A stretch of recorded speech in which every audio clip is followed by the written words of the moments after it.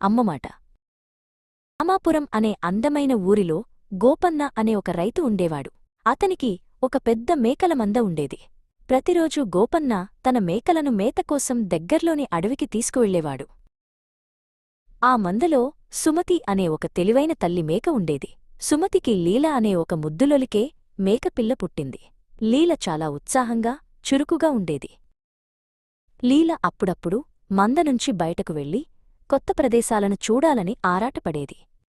ఇది గమనించిన సుమతి చాలా ఆందోళన చెందింది.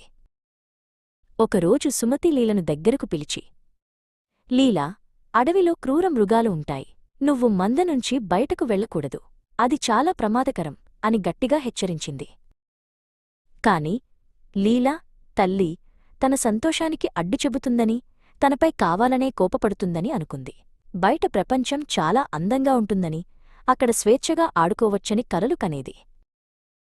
ఒకరోజు సుమతి చూడనప్పుడు లీల నెమ్మదిగా మందనుంచి బయటకు వెళ్ళిపోయింది.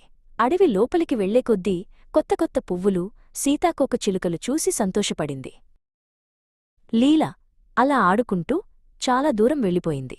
మంద కనిపించకుండా పోయింది. అప్పుడు ఆమెకు భయం వేయడం మొదలైంది. అదే సమయంలో ఆకలితో ఒంటరిగా తిరుగుతున్న ఒక పెద్ద పులికి లీల కనిపించింది. పులి కళ్ళు మెరిశాయి. లీల భయంతో వణికిపోయింది. పులి ఒక్క ఉదుటున పంజా విసిరి లీలను పట్టుకుంది. లీల తన తప్పు తెలుసుకునేలోపే పులి ఆమెను ఆరగించేసింది. పెద్దలు ఏది చెప్పినా అది పిల్లల మంచికోసమే. వారి సంతోషాన్ని అడ్డుకోవాలని కాదు. వారి మాట వింటేనే క్షేమం.